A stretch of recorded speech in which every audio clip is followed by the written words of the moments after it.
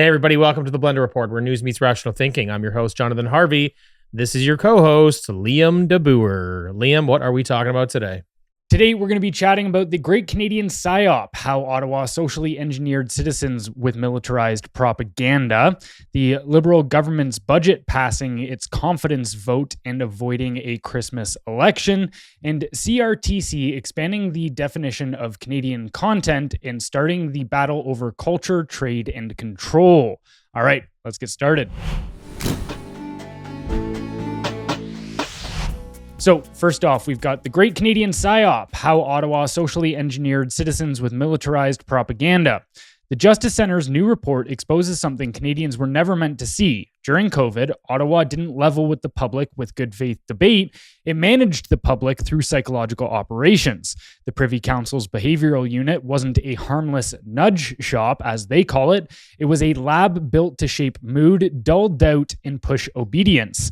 Staff tested fake stories about vaccine injuries to see which emotional cues softened fear and boosted compliance. They blended alarm, reassurance, expert praise, and warm talk of community protection, then measured which mix bent the public will fastest, all while real safety questions, including myocarditis, were piling up. This is what happens when a government stops seeing citizens as adults. It treats them as clay. A free country doesn't engineer the inner life of its people, but Ottawa did exactly that, and once a government believes it has the right to shape how you think, it has already stepped off the democratic path. So, can a government be considered democratic if it runs behavioral experiments on its own citizens? Whoosh, it's pretty dark, eh? Yeah. Yeah, look, it's a difficult question just in the way it's framed because no government should be able to do this, regardless of whether it's democratic or not. I mean, someone can make the argument, well, they were elected democratically. Like, sure, okay. Like, I'm not going to fight with them on the definition of the word, but you're in a pretty deep waters here, right? The way I see this, it kind of makes me think back to why government should exist. Government should exist to help society get better. It should be there to provide the things that it needs so it can thrive. It's a public service. That's the way it should operate. But it's become our biggest problem in society. That's pretty much what the government is at this point. When you're seeing them doing stuff like this, not only is it alarming that the information has come out and that this is what they were doing, I'm not seeing a lot of pushback. And I'm not seeing anything in the media other than, what independent channels are covering on this. But what's worse is even when people do hear this, I think Canada is just too apathetic to actually get up and push back. You know what I mean? And I'm not sure what that says about our democracy. I'm not sure what that says about society. It's just, it makes me think a little bit about like COVID specifically. There's a lot of information out there now that proves who was right and who was wrong, right? Like there's a lot of like good science out there and a lot of people that sort of took these cues and that sort of towed the line. It's unequivocally like they were wrong, and that's fine. Like you and I aren't the kind of guys that are like, hey, I need you to know that you were wrong, and I need some sort of validation. I don't give a shit. I don't care. It's not why I said any of the things that I said. So I'm not really sitting at it or looking at it rather from that perspective. But with all this information out there, rather than basically consume it, look at it and go, damn, I really did get things wrong. And again, just to yourself even, you don't have to apologize, but even just to yourself, I'm not even seeing that. I'm still seeing people straw man argument things. I'm still seeing like, there was an interview the other day of Bill Maher and Patton Oswalt, I think that's his name. Yeah. And listening to him talk and he's just like, well, Democrats are on the side of science. They got it right. And at least Bill Maher's like, what are you talking about? No, they don't. And he highlighted the trans stuff. He's like, this is nonsense. But it's a lot, I don't want to go too far down that line, but that's kind of what I feel like is the macro sort of feeling or the macro narrative or the sort of the story that a lot of people are telling themselves that fell victim to this. Here's the problem. If you fell victim to this kind of stuff and you're not willing to face it and go, I got the wool pulled over my eyes. It happens to me all the time. You get duped. It's okay. But if you don't face that and admit it, you don't have the set of tools you need to stop it from happening again. Yeah, and I think apathy is part of it, but I think it's very similar to, say, the degenerate gambler who just doesn't look at the bank account. doesn't look at how bad things are going. As Right. long as I can pretend, then just open up a new credit card and keep going. And that is a lot of people's mentality of just essentially don't look at the monster in the closet. Yes. If I don't look at it, it's not there. But this goes so much further than COVID, because this is an entire bureaucracy that's been created around this, and it's called the Impact and Innovation Unit. And so its whole purpose is to, quote unquote, they call it nudging techniques. Like, how do we nudge the public to where we want them to be? And, when it comes to whether I don't think you can be a, quote unquote, democratic government and nudge your citizens, because if the whole concept of democracy is that the people are capable and they have an opinion that is worth listening to, and the government is supposed to represent their people in those opinions and the citizens' will, then you don't get to shape that. As soon as you start even attempting to shape that, you're saying, wow, you actually don't have a voice that is worth listening to. Yeah, I agree with you. I think it's almost like we have a democratic electoral system, right? But the government itself is behaving like an autocrat. Well, it's just or something in that nature. For sure. But it's all, I mean, it's funny because now I'm seeing it so much in our own societies where you read throughout history, whether it's the Soviet Union, whether it was Mao's China, whatever, they all call, like, what's China's military called? The People's Liberation Army. Oh, yeah. It's all doublespeak shit. The People's Republic of China. Yeah. Like, everything is like, you guys are in control. And it's just, it's a complete brainwashing technique for sure. But like, so they called it this bureaucracy, which is overseen by the Privy Council. They called throwing the kitchen sink method at the citizens of Canada. And what it is mixing fear, reassurance, expert praise, and warm words about community protection, then measured how, like, okay, how much of this do we need? How much of the reassurance? How much of the fear? Right. How much blah, blah, blah? How do I bake this cake balancing perfectly? it to get what we want. They have, like, and so this is just, I mean, this is just straight up brainwashing. Yeah. That's what this is. Yeah. I mean, it's interesting, the other side of this argument or conversation is like beyond the democracy side is it's like, you can't trust your government for any reason at this point. If they literally say, we've got a group of people that are here to brainwash you, then not one thing, like this is actually pretty important. Like not one thing they say can you take at face value anymore. Right. It doesn't really matter what it is. You have to go do your own research, no matter what. Like that's essentially what this is saying. Like, hey, we are going to try to, it's a psyop. We're going to use propaganda to try to get you to do what we want at all times. And if you think about like how the government has continued to expand and grown, and I think I was looking today, like it's gone up, like our federal workforce has increased by 99,000 since 2015. I was like, oh, that's so cool. Good for you guys. So anyway, and now they're trying to give them weapons training. Yeah, I saw that, right? It's okay. I think I could handle myself against some federal and public workers. We'll be okay. It's wild. But you look at this and you're just like, everything in society is now touched by the government. They're controlling literally everything. And I do say this sometimes. I believe that it's somewhat cyclical, but their goal is always to grow and get more power. And this is they're at a very high peak right now in terms of expansion and power.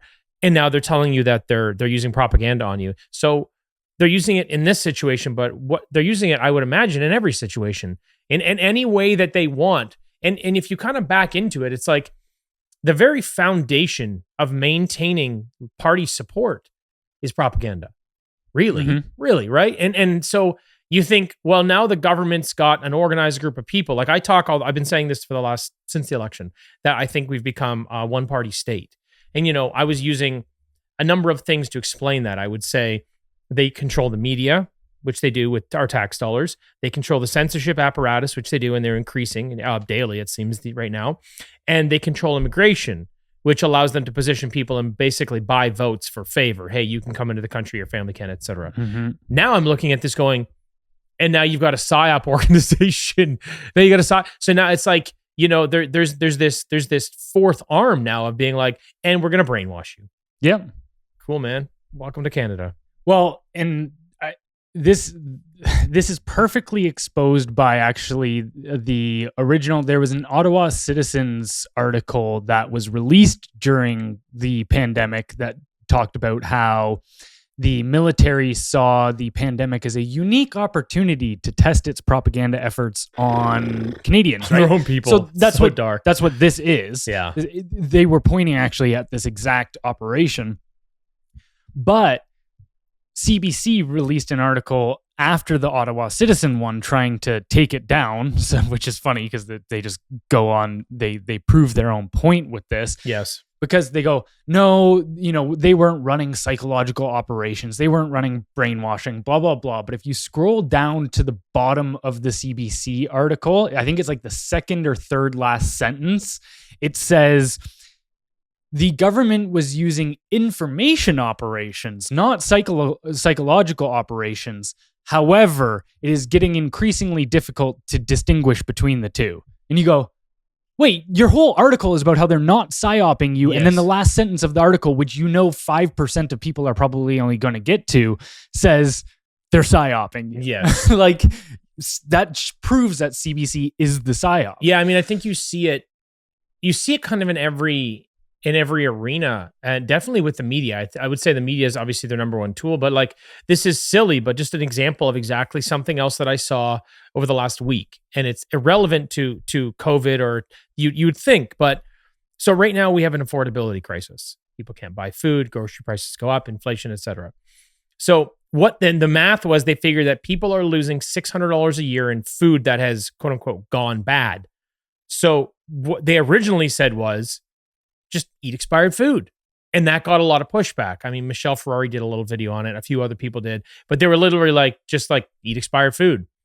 And now they've shifted, going, oh, that didn't land very well, but we do want people to eat old food because we want their groceries to be more affordable. We want them to like us, and we want them to continue voting Liberal. So how do we reshape this? And now they're going, Gen Z doesn't know how to read best before labels. Let us teach you. That's how they've spun this. Yeah. And it's the same shit. It's like this, it's exactly what this is. Like, I'd say that's low level psyop, but it's interesting how they're like, they try something and everyone goes, what the fuck are you talking about? That's insane. And they're like, let's massage this and manipulate it a little more. And then, okay, now it works. Now you can save $600 a year because we taught you something you didn't know. It's kind of wild, man. My point in saying that is it's everywhere. Yeah. Yeah. And it really is Orwellian doublethink, and just that level of mental manipulation, because, even another great example is when the Brookfield scandal of the watchdog in Parliament testifying that Brookfield was the largest tax avoider, they offshored $6.5 billion, or they should have paid $6.5 billion more in taxes than they really did if they weren't using all of these offshore havens. And what did you see the propaganda machine start saying is, because people like us, we went hard on them. And I saw these comments, and it's, it's hard to know how many of these are actual citizens, how much of them are the behavioral unit, like how much of them are bots and stuff trying to attack us. Because there was a week or two period where I noticed our posts on Twitter were getting swarmed by like anonymous liberal type people. Right. And so I was kind of sitting there going like, oh, did the Liberal Party just stick the bot machine on us?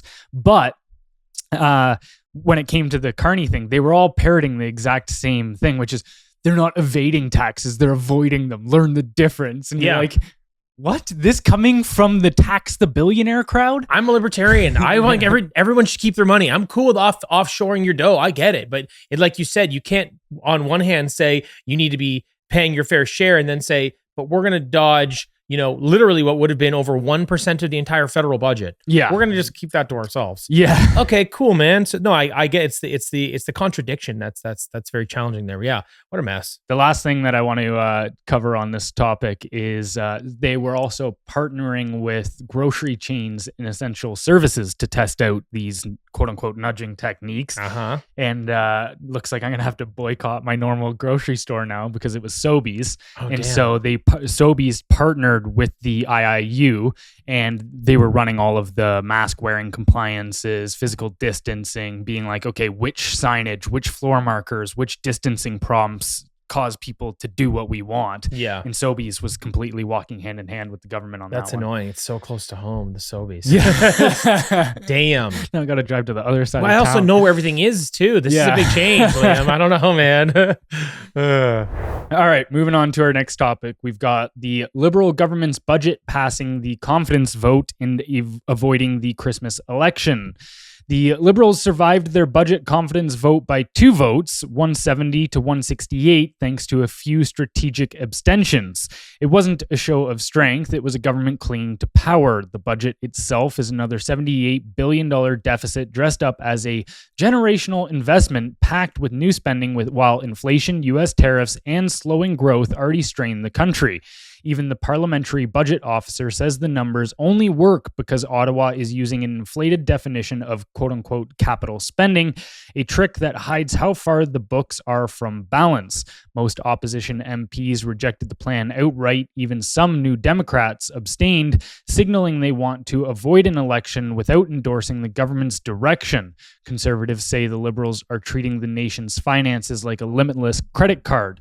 The Bloc says Quebec was ignored, but the pattern is familiar: higher spending, higher debt, and no path to stability while Canadians pay the price. So what does a 2-vote survival say about the government's legitimacy right now? What it tells you is remember the show House of Cards? Yeah. That's what's going on. That's all this is. They just, it's funny when they introduce a budget. I wish this is how it worked. So, if you're a fighter, you have to weigh in the night before, then you got to fight, right? I wish that that's kind of how these policies work. Here's our budget. We're voting on it now. We're voting on it tomorrow. You don't have 3 weeks to try to maneuver. Like Elizabeth May, is that her name? The Green Party leader. Like she comes out the night before and goes, I don't think I'm going to vote for this thing.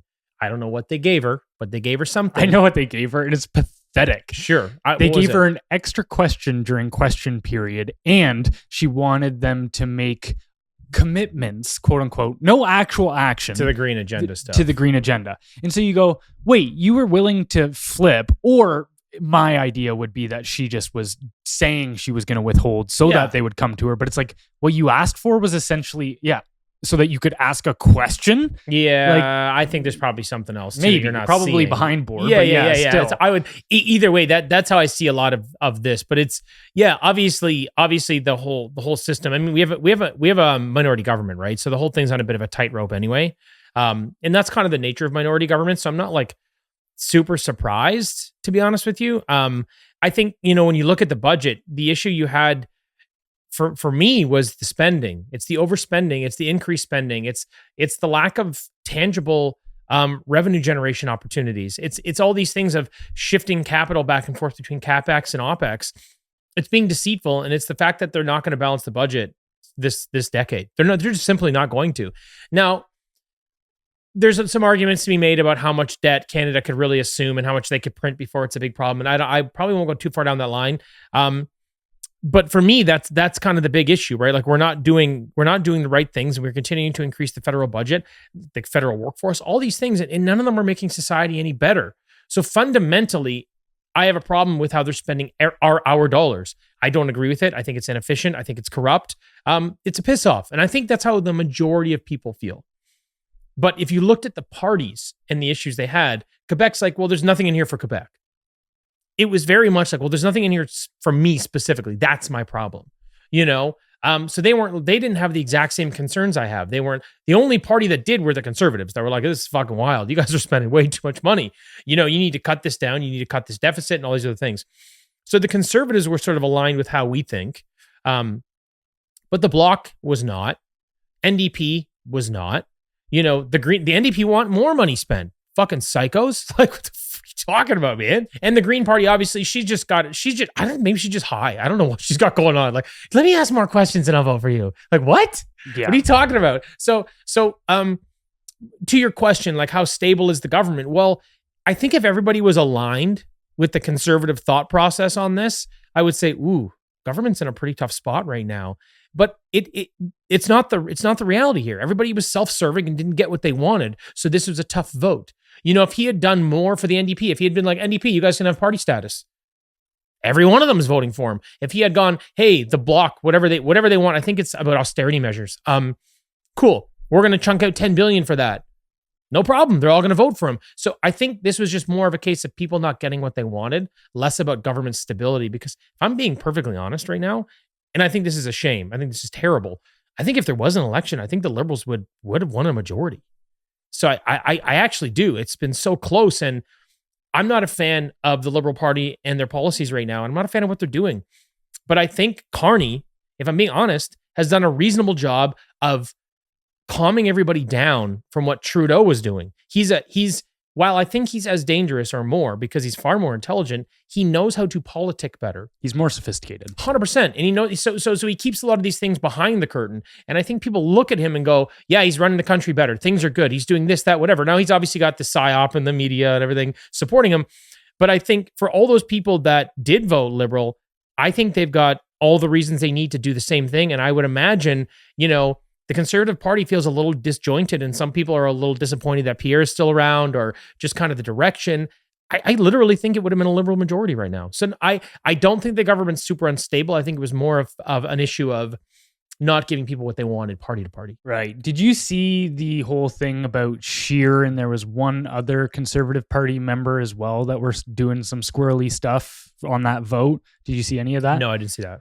It's really, really weird. I can't say for certain what was going on, but essentially they stayed outside of the House and were saying that they were going to vote electronically because they can do that remotely. Okay. And then they were claiming that, we're having technical difficulties. We can't vote and blah, blah, blah. But then as the votes got in, and it wasn't until it was clear that the budget was going to pass and their two votes didn't matter, did they come into the House and give their vote.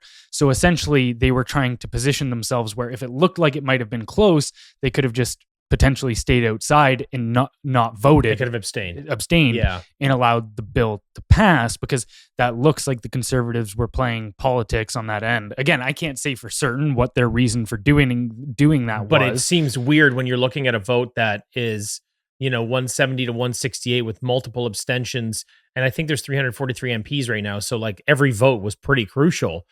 So you look at that, you're kind of going, what are you guys doing? Now's not the time for this. Well, it looks like the Conservatives were trying at all costs to avoid going to an election.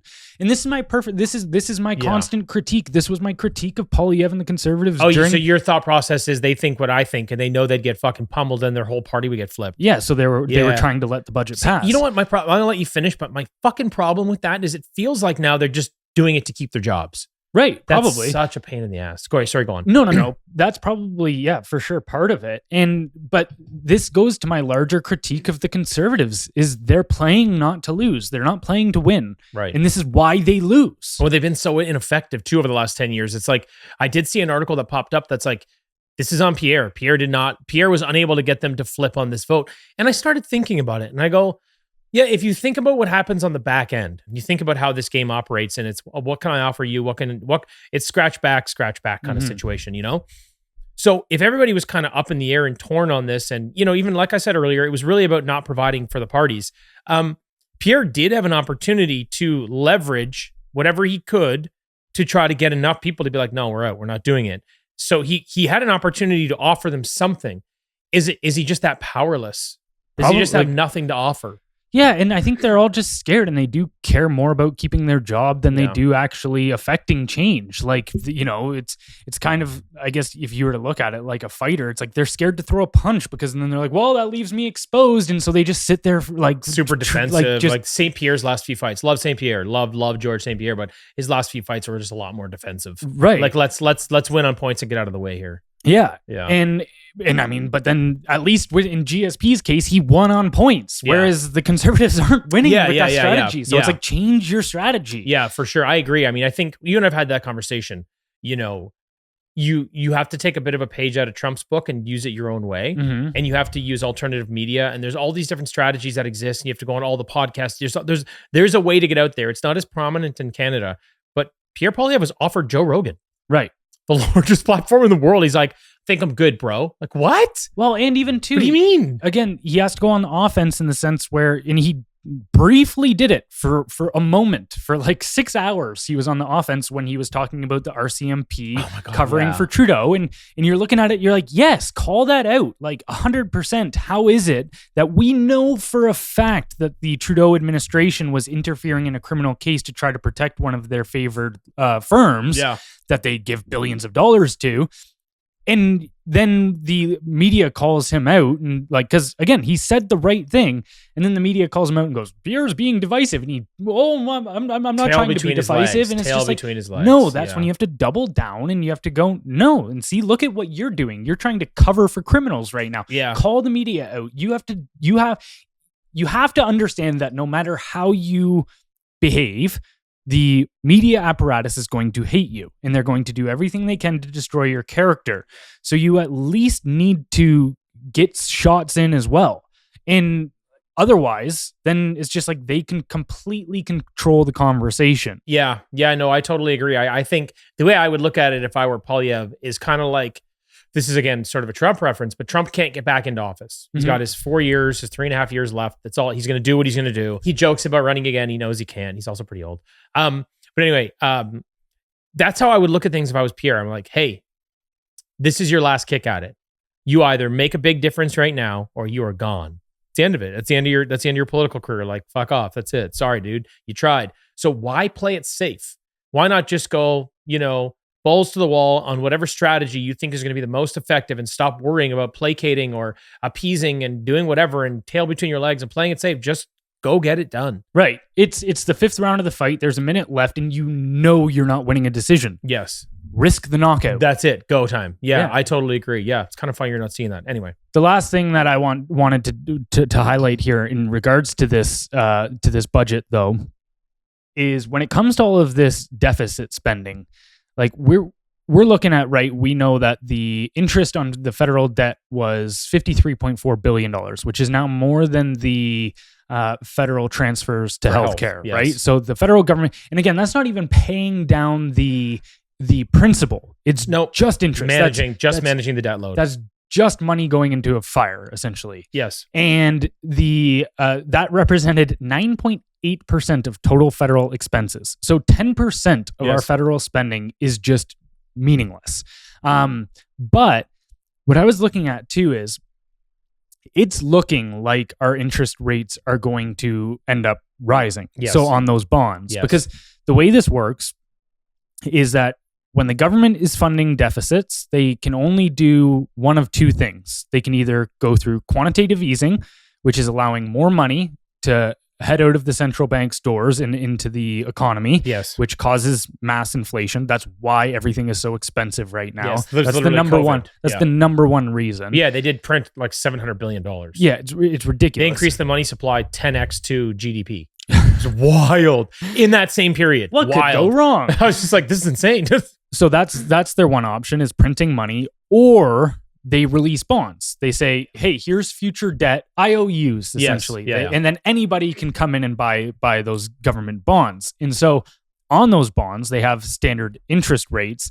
But so we're looking at multiple ways that the interest rate on those is going to go up. So because of inflation, so bondholders will start lobbying, going, well, now our bonds aren't worth as much because you've debased your currency through money printing. Yes. So you actually need to pay us a higher percentage return on these bonds. And the likelihood of that increasing interest is very high. Then larger or persistent federal deficits also creates interest rates to go, or causes interest rates to go up, which is already happening. That one's already happening. Then also things like loss of investor confidence, global rate movements, recession risks, political instability, external shocks, and all of these things can cause interest to go up on those bonds. So right now it's already 10% of our spending, but it's looking like within the next 5 to 10 years that the interest on deficits spending, even just what we're currently doing. So that's not even factoring in the deficits they're going to run next year and the year after and the year after that, which will only add on to this problem. But it's looking like the federal interest payments are going to jump somewhere around $70 to $80 billion a year. Yes. So it's just like, this is undeniably headed towards Argentina. You'll be at 20% before the end of the decade. Ridiculous. That's where I'm. That was kind of my like dummy math when I was doing it.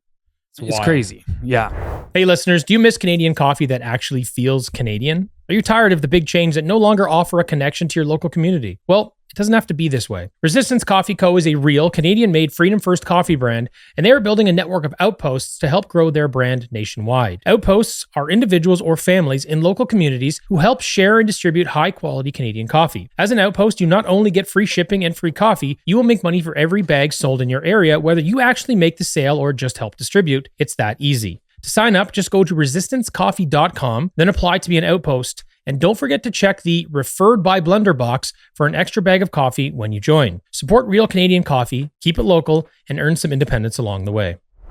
All right, last story for the day. We've got CRTC expands its definition of Canadian content, starting a battle over culture, trade, and control. The CRTC has rewritten the rulebook on Canadian content, widening the list of creative roles that qualify a project as quote-unquote Canadian, while banning artificial intelligence from filling any of them. Directors and writers still carry the most weight, but now roles like showrunner, SFX director, and head of costuming all help productions hit the CanCon threshold, so long as they're human. These rules now apply to streamers like Netflix and Disney+, which must meet tougher Canadian ownership requirements and stack more key roles with Canadian talent. Ottawa calls this cultural protection. Washington calls it discrimination. The Trump administration already flagged Bill C-11 as a trade irritant, and these new rules will sharpen the fight. Independent creators are also in the crosshairs. The CRTC can now boost quote-unquote approved content and bury everything else. So what looks like cultural policy is in practice more control over the digital space and fewer choices for Canadians. So does this push Canada further into a digital culture bubble? Yeah, it's just interesting, right? For me, the problem I'm having is how they're redefining a lot of things. How they're redefining, Canadian content, how they're redefining words like hate, how they're redefining a lot of this stuff right now, because they're manipulating terms. It is actually very Orwellian. I know you and I say that all the time, and sometimes it sounds hyperbolic, but it actually is. Like literally, they're taking words and they're flipping meanings and they're extending meanings, and they're creating a much wider umbrella for these terms to weaponize them to their benefit, right? And it's all in the interest of primarily two things: marginalized communities, quote unquote, or the government. Pretty much it. That's pretty much all it is, right? And they say it's about like cultural protection. Like, if you want to get cultural funding for any of these things, you have to be Indigenous, or basically LGBTQ. Like or an immigrant. Yeah, which is funny because like it's not as much even BIPOC anymore. I'm not even seeing it in that really as much. Still, you are, but like that's pretty much what it is. I mean, so they talk about like protecting culture, but it's like, you're not really doing that. You're selecting who you want to protect, and you're changing these terms, and you're forcing these behemoths like Netflix and Disney to do these things. And I also like, first, like I totally agree with Washington. I totally agree with the US. This is discrimination, and they should have issues with Bill C-11 and a number of our other bills. They are trade irritants. I totally agree. And that's how Canadians should see this too, because, we need to, I'm of the opinion we really need to get back to life being a meritocracy. I get very frustrated with how things play out like this. People work very hard, and I'm not in this industry. People work very, very hard to try to get somewhere. And then these kinds of policies jump in, and then it doesn't matter anymore. And it's just, to me, it's nonsense. Like the people that deserve to be there, it's like in sports. If the guy hits 30 home runs, and he's white, and the other guy hits 5 home runs and he's black, they don't let the black guy play. I mean, usually in sports, it's the other way around, but you know what I'm saying? It's just being honest. But you know what I'm saying? They don't. They're like, no, we got to win. That's what this comes down to. We're going to play the best players. And so I feel bad when you see this thing, you have actors, you have all these other people and all these other roles. They're like, no, you have to pick people that are, in minority groups, and they have to be Canadian, do this and this and that. And the other issue is you also change the corporate culture too. Like, I'm trying to be rude, but like if you have to hire a bunch of people that have pronouns, your corporate culture is very different than people who don't play stupid games. So you're telling them you have to do this. This is the only way you can qualify. This is the content we need to see here. So you're also shaping corporate culture in a very, in my opinion, negative way. You are for sure. Yeah, so I see a lot of this, and these are sort of some of the bigger problems that I have. It's in the last thing I'd say is this is what I call soft censorship. People go, well, how is it censorship, Jonathan? Well, it's censorship because, well, kind of what you said, they can boost approved content and bury everything else. So a viewer's only got so many hours of viewing every day. Let's say the average person watches TV for 3-4 hours a day, call it 3 hours a day. They're only going to watch for 3 hours. Whatever gets into their pipeline over those 3 hours is all they watch. But if content that they would have watched or would have wanted to watch was getting buried and other stuff was getting approved, that's in my opinion, sort of a form of soft censorship. So all around, this is a huge problem for me. Yeah, it for sure is. And you know what? When it comes to, because we've talked about this, and Doomberg actually said it very well in a recent interview we did with him, right? Where the free market, which we don't have, but the free market does a terrible job at pricing national security. Right. And I also understand wanting to protect key industries like agriculture and energy and so on, because those are like the literal backbone of your society. However, when it comes to this cultural stuff, it's nonsense because, like, okay, you look at, say, cultural icons of Canada, whether it be Justin Bieber, Drake, Rush. I mean, I'm talking musicians here, obviously, right? But it's like, are you telling me that those people needed the government to look out for them and make sure that they were represented within the larger the arts industry? It's like, no, they were highly competent. Yes, they were marketable, and they did well on their own volition. So it's like they didn't need the government or the CRTC putting things in place so that they were successful. And that's what they're trying to do here. And really, I mean, that's what it comes down to, is they're trying to say, yeah, we get to choose which people in the culture succeed and which not. And I mean, at that point, you're trying to socially engineer again. This kind of goes back to our first topic, where you're trying to shape people and shape the culture. Because if everything falls under this Canadian umbrella, well, tell me, what does it mean to be Canadian then? They can't. People have asked Trudeau this before. And what was his answer? He said, a Canadian is a Canadian is a Canadian. What?